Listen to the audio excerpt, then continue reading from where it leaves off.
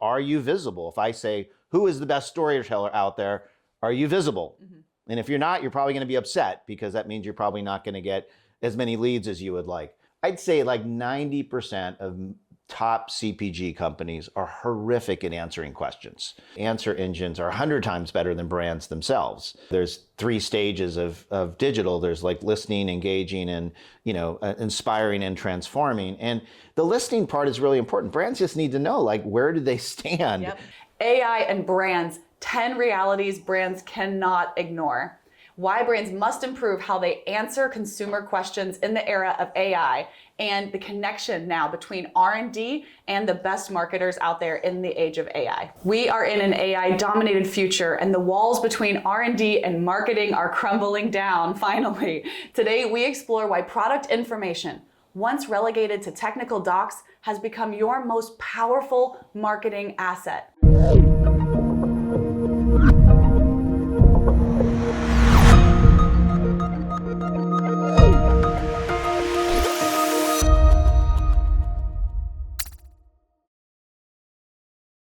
Welcome, innovators. I'm Katie Trauth Taylor, and this is the channel where you accelerate new product innovation, bring superior products to market faster and smarter than ever before. Let's get into today's episode. Today, we're exploring a revolutionary concept, and it's reshaping how innovative companies connect with consumers.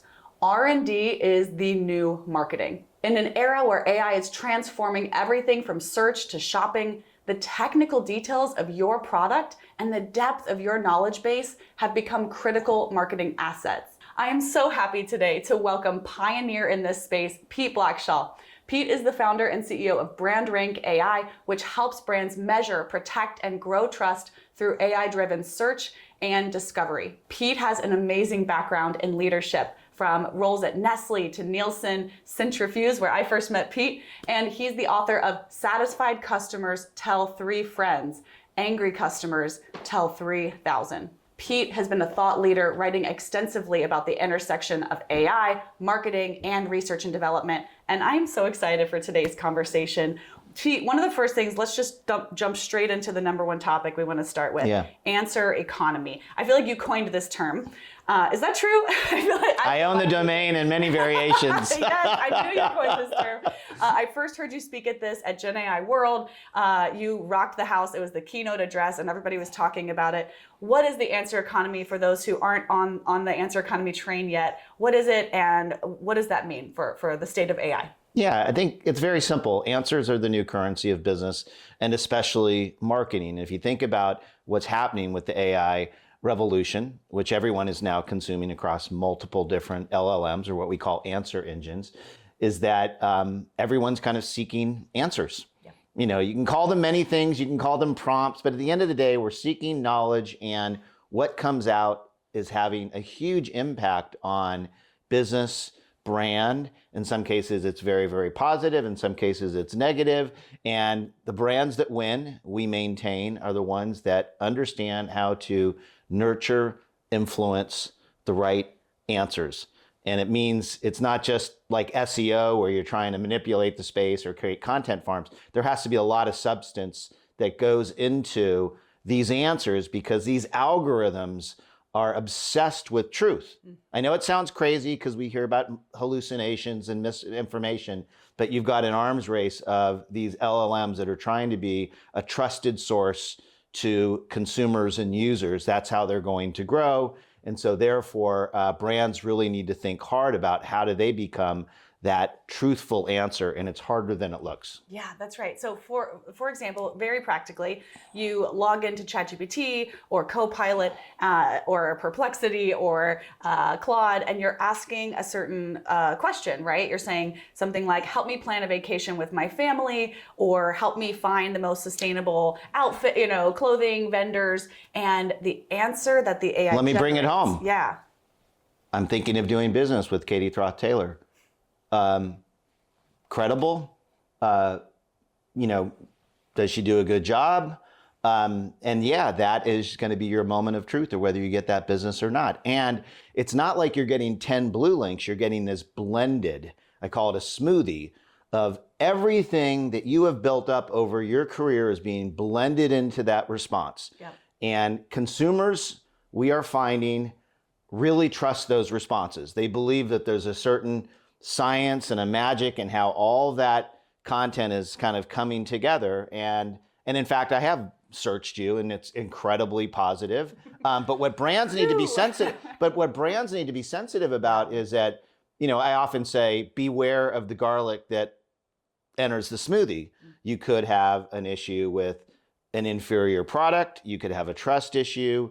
You could have a CEO who, resigned under ethics. You could have a sustainability issue, and all those things can impact that outcome. So brands need to be constantly managing their answers, and they first need to understand that it has impact, that it's even there. It's a new purchase funnel. That's right. And I think everyone is starting to wake up to that reality as they use these tools sometimes 100 times a day. Yep. That's right. And previous marketing, right, was revolutionized by search engine optimization, building out, to your point, massive content engines where the goal was to follow the algorithms as they changed and try to have your content rank higher. And you would map that content to customer journeys. But today, I love your metaphor of a smoothie. It's so right. The large language model algorithms are deeply complex. They're searching to generate the one answer that hits the very top of the Google engine now. And there's so much data and research coming out about how users aren't even scrolling down to the full. It's so good, anymore. it's no click. That's right. Good, no click, no more blue links anymore, right? Or even conversion. Everybody's been in this performance marketing world where they're trying to optimize for the click.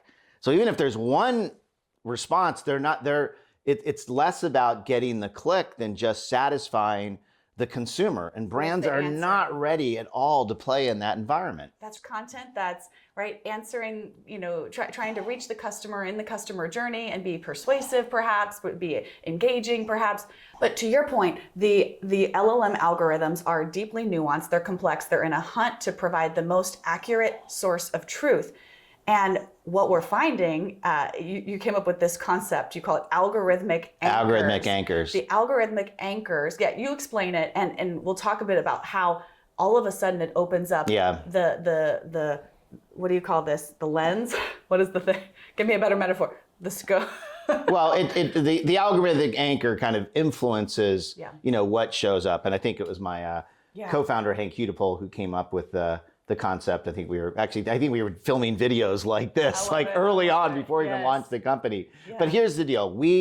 So what we do, just maybe this will help the audience. So we're in the measurements business. So this is my second trust measurement startup. The first one I sold to Nielsen. In this one, we are measuring the output. So what do they say, positive or negative? At what velocity? Are you visible? If I say, who is the best storyteller out there? Are you visible? Mm-hmm. And if you're not, you're probably going to be upset because that means you're probably not going to get as many leads as you would like. Are you vulnerable? So you might show up, but it says, oh, her last client hated her. Right, sure. Okay. Or readiness, which is the content on Narratize primed for algorithms? And it's unbelievable how many brands are ill prepared for that. Yeah. So we pay attention to, what comes out when you say who is the best storyteller and what sources are disproportionately cited. And what we have learned across thousands of audits, across CPG and the like, is that the number one algorithmic anchor is brand websites. It sounds counterintuitive. If I went and talked to a bunch of my friends down the street at a small CPG company, they would say, websites are dead. No one goes to websites. Why would we ever make websites a strategy? But in fact, if you look at the data, the algorithms, the truth-seeking algorithms are going to your brand claims first. And it makes sense because they're trying to be credible. Most brands generally, they run it through lawyers and compliance. Generally, the information might be slightly exaggerated, but it's generally truthful.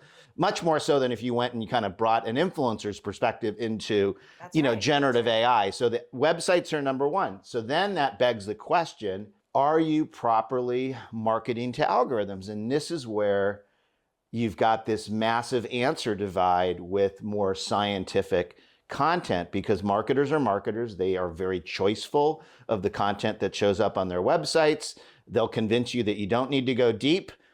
just focus on the top issue consumers are concerned about. But in the world of AI, it all counts. And if you want to get credit for being a superior product, if you want to get credit for a carbon footprint, if you want to get credit for a high integrity supply chain, you got to feed the machine. That's right. And you have to have a lot more information. You need to tell the story, and you need to make it readable. Yep. Yep. Yeah. And it's funny. I want to share the origin story of today's conversation. Actually, Pete and I, we are at the same AI conferences. We're both founders in a similar region, so sometimes we bump into each other around town. We get together, we talk about our companies and how they're doing, what we're learning, and how our customers are thriving. And we were at the coffee shop the other day. So you were describing this concept of algorithmic anchors, and I was saying this is exactly our hypothesis at Narratize. We've worked for the last decade and more to understand new product innovation, the best ways to take R&D and technical insights and make sure that they're translated well in the go-to-market messaging, in the strategy, that the expertise in your company is elevated, because the conviction is consumers and customers want to buy based on trust, authenticity, and truth. And so what's really exciting, what we realized in that moment at the coffee shop, was R&D is the new marketing for this reason. The algorithmic anchors that are producing results that the LLMs are providing to consumers, which are now showing up as the top source that consumers are going to and clicking through, those are trained and built. The answers are coming from oftentimes your most technical, boring quote unquote. I call it the boring basics. Not boring to me. I mean, I got my PhD. Well, but to the rest of the world, I've been telling, because if you went to Ad Age, everyone's focused on what's going to get you at Cannes or get these awards. And I'm like, it's all about the boring basics. I've told some of the leading CMOs in this town that, if there's anything you do in 2025 is celebrate the boring basics. Are we fundamentally providing the information that consumers need as translated by answer engines? And remember, in the answer economy, the answer engines care more for substance than slogans. They go right through the slogans and they look for, is it really a superior product? Is it really sustainable? Is it trusted?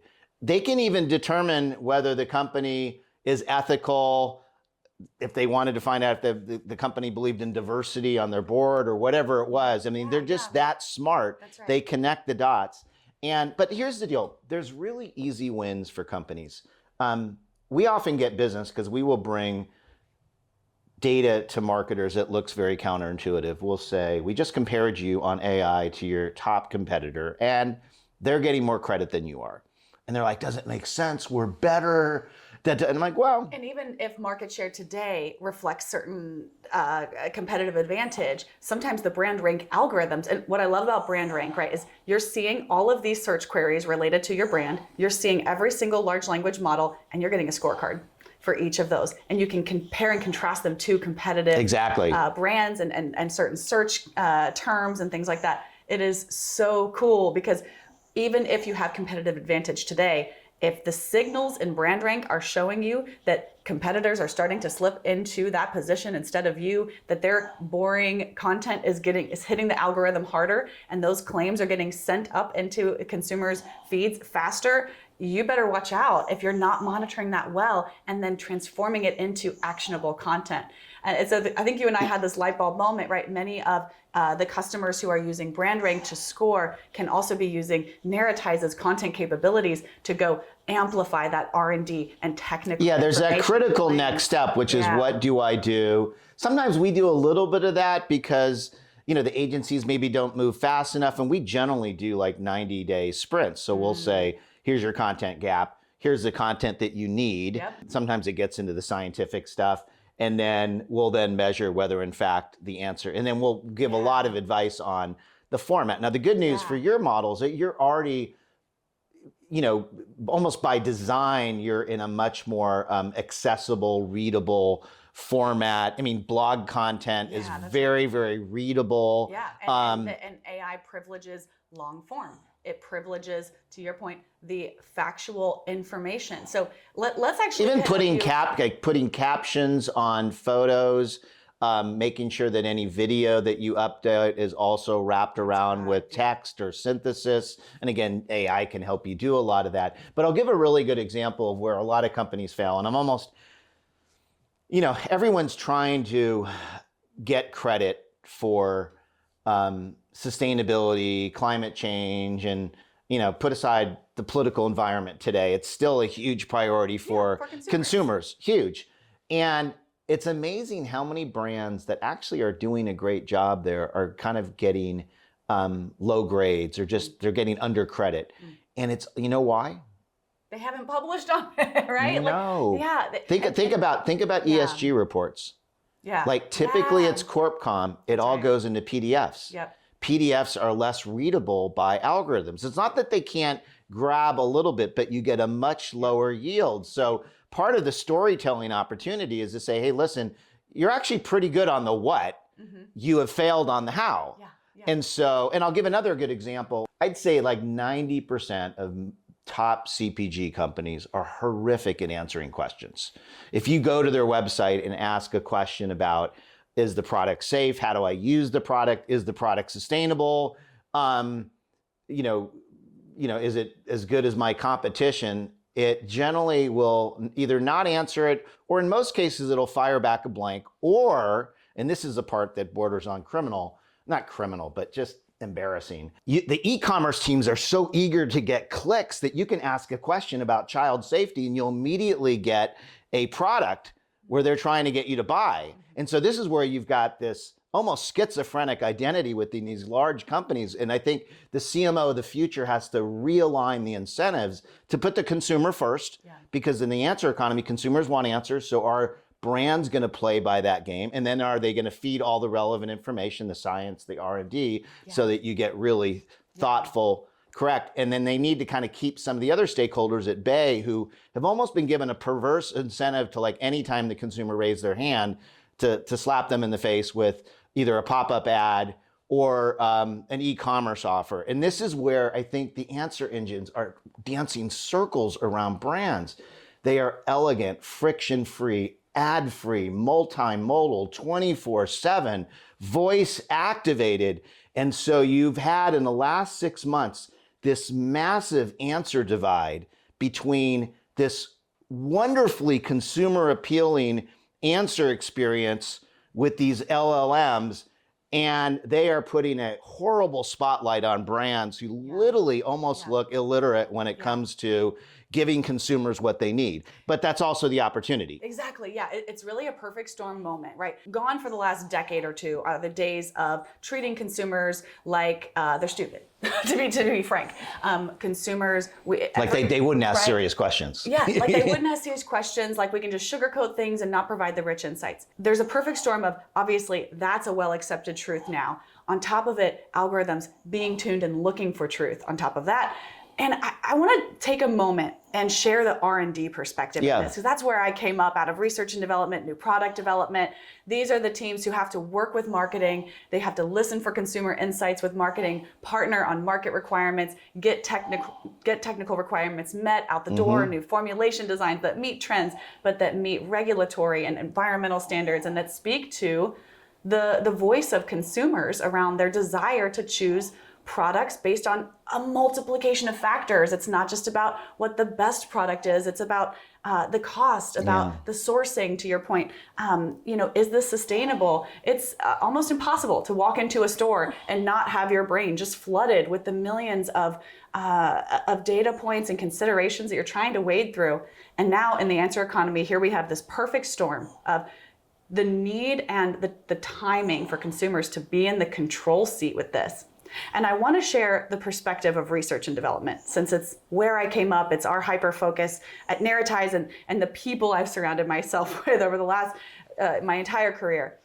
They are working so hard to build sustainable brands, to source supply chains in ethical ways, to come up with the superior formulation that best solves every possible problem, from the industrial design of a facility through to, what lotion is going to make our skin the smoothest for the longest. They work so hard to develop the claims, collaborate with legal, work with marketing to have those claims be right.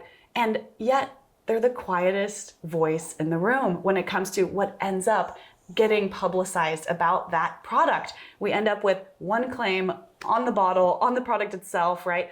And yet there's rich detail inside of the quote unquote boring stuff that comes out of R&D and product development. Every manual, rigging instruction, every piece of technical requirements, all of those details that really showcase the truth and the depth that goes into the science or the engineering that supports the authenticity the claims that are taken to market. So there's always been almost, I think in every company, a recognized divide between R&D and marketing. The companies that do it well build the bridge. They leverage the insights of R&D, and they take that truth and they win more market share based on the truth coming out of marketing or coming out of R&D. And the best marketers can do that in a way that speaks to the customer, but that also maintains the accuracy of those claims.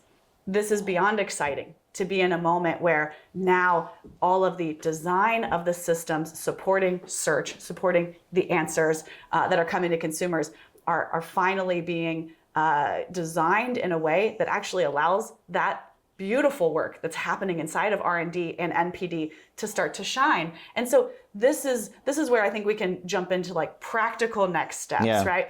What are the things that brand managers, that marketing teams, and that R&D teams can be doing to work together?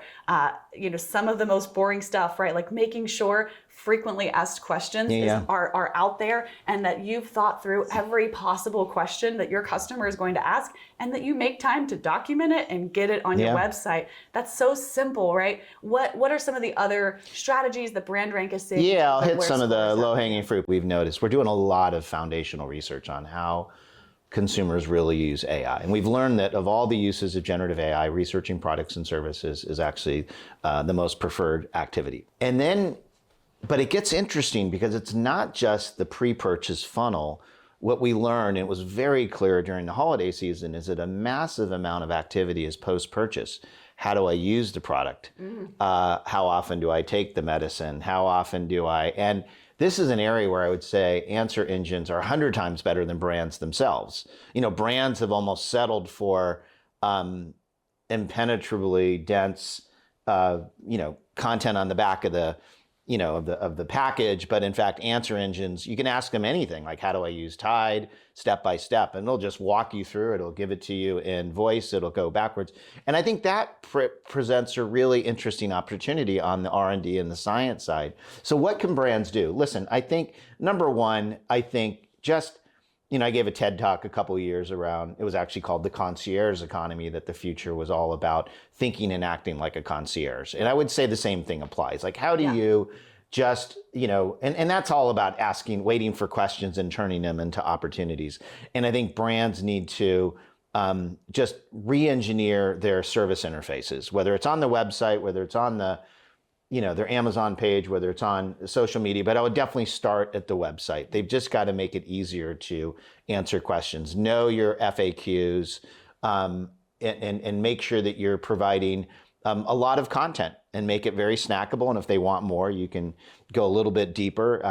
Get that right. Get the content off of PDFs.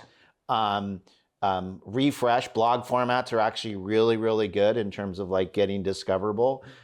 So that's just on the brand side. Second, I want to double click on what you're just saying here. A few ways to make this practical too, right? And what's the problem with all of it, right? It's inaccessible. It's not consumer friendly. It's gobbledygook to most people. Even one R&D engineer might have a hard time explaining it to another R&D engineer. And so the time for technical storytelling has never been more important. It's not about just take the PDF of the manual and the instructions as they exist today and slap them onto a copy and paste of your website. It's time to think about engagement, impact, the evidence that you're sharing. All of the truths around best practices and technical communication are still true. We still need easy navigation, but the ability for a customer to be able to quickly get the answer out of the manual that they need, the expectation that they're going to sort of pull it out in physical copy and print off the PDF and page through it is gone. And so it's also the responsibility of the technical teams, of the product teams, the R&D teams to really lean into best practice in technical communications and technical storytelling. And of course, there's incredible AI now to support them in generating documentation that is engaging, that tells a clear technical story, and that aligns to the strategic pillars that are supporting the company overall, whether that is sustainability or ethics and whatnot. So I wanted to say that too. It's both sided in that way. R&D has a responsibility to make that content 100%. And we're helping on a lot of that front. And you're absolutely spot on. And there's a right and the wrong way to do it. Yeah. And you need to make it much more appealing. I would say, listen, this may sound self-serving, but it's not like you have to use BrandRank to do this, but it's no different than when I wrote my book. When I was leading digital at Nestle, I always said that, there's 3 stages of digital. There's like listening, engaging, and, inspiring and transforming. And the listening part is really important. Brands just need to know, like, where do they stand? Yep. Where does Katie stand when you ask these questions? And across all the different engines, because they all think differently. I wouldn't say it's quite as wide as CNN versus Fox, but they have different algorithmic anchors. And you need to know, like, where you stand. Are you better than your competition? If you say, what's the best, baby food or whatever it might be, like, where exactly do you stand? And most brands have no clue. They don't have a clue. This is not the way they think as marketers, but that is going to be the new marketer. And then you kind of go from there. That's where you start to say, well, maybe the R&D content could be why that could actually help me get to the front of the line, because it doesn't appear like they're really factoring in our product superiority or these, the superior technology and the like. But you've almost got, you can't do the practical activity if you don't, to some extent, like, audit where you stand. And it's not difficult. You can do some of it yourself. Yeah. What we like to do is really give you a sense of where you stand relative to your category, yeah, the broader industry. Yeah. Because, marketers like to know, did I move the needle from, A to B, and of course, CEOs and the like. Yeah. But I want to say, in addition to like optimizing content, brands need to know the other algorithmic anchors. R&D departments are obsessed with third-party credentialing, whether it's a green seal, or whether it's a supply chain integrity seal, or some other type of, consumer reports data. It could be BBB. We work a lot with the Better Business Bureau, Trustpilot, all of those players. The answer engines pay a lot of attention to that. That's good. Lot of attention. Mm-hmm. And again, they're like heat-seeking missiles that kind of go after trusted sources. So the website, third-party credentialing, they do go after ratings and reviews. They do consider that there is wisdom in the crowds. Although every once in a while you might be surprised that there's a particular ratings and review site that you haven't heard of, Joe's Reviews, that suddenly is getting a lot of lift, and you got to know that they're important, because you may try to disproportionately influence that. But again, you need, there's certain articles that dial up. New York Times isn't going to give you a hill of beans worth of credit in ChatGPT, but it will in other places because they're in a lawsuit. So literally, they've almost like wired them out, but you can get a lot of stuff from the New York Post. To your point, this can be overwhelming, right? It can be overwhelming to keep up with the pace of change and activity happening in the space. But the point is really visibility first. You can't take action if you don't know. And so you might get surprised by these things, and monitoring is crucial. Monitoring, and then you can start to pull out recommendations, pull out the opportunity to start to actually amplify this and do it much, much faster. The best teams are starting with visibility, they're pulling recommendations, and then they're using platforms like Narratize to help keep product R&D and marketing together, pulling from the same product information to go automate as much as possible in terms of higher quality, innovation story driven content that is true to the facts that the R&D team has discovered. Yeah. No, that's exactly it. And I think that the other, you say practical tips. Yeah, how can we wrap this up? It sounds so busy. The CMO and the R&D lead, having lunch together. It's just like you just got to create a much more synergistic relationship. Now, it's not like it wasn't there. Like I started at P&G on Bounty. Everything was about superior claims, absorbency, durability, and we would get that into the 3-second product demo that was supported by claims. But now You just got to feed a lot more science if you want to influence the answers in multiple different ways. I love so it's it. not like R&D just chemists around the world right now are like cheering for that. well, back then we would go over to Winton Hill and it was Yeah. almost like going to a completely different world. That's right, yeah. And then we would kind of bring permission to make the Totally claim. siloed. And now I Totally think it's a much more collaborative piece. And I think we are going to see a restructuring of organizations as they realize that things are going to get more fluid and things are going to get even more complicated in the world of agents, because in that world, the consumer will just say, give me the best product.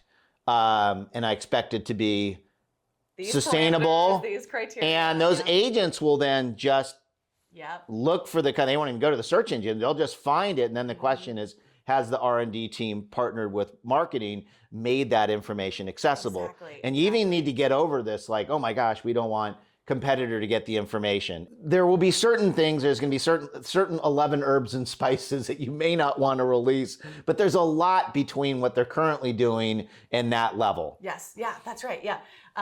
Speaking of agentic workflows too, there are ways you should be right now searching for solutions, both on the brand and the marketing side to the R&D side, that help those previously siloed departments collaborate together faster. And most organizations today, right, they have restructured in brand top-down cross-functional teams. Yeah. So R&D and marketing are sitting there next to each other these days. That doesn't necessarily mean the translation work between them is seamless. It's still hard. It's in most cases still manual. The visibility that brand leaders need to be able to have into product readiness, market readiness, quality claims, all of these things, it's still a little bit hard. It's still a bit like you're learning about the latest development at each quarterly review. New agentic, I'm so amazed by what agentic workflows are helping teams do better in those moments of cross-functional collaboration. So for instance, inside of the Narratize platform, you're in marketing, I'm in R&D, and it together is enabling both of us to log in and immediately see the information that we need about that given product or the new product innovation. It's helping you ask me for the key quotes, and you can send me some questions and I answer them. It generates my response based on the shared source of truth in these hubs.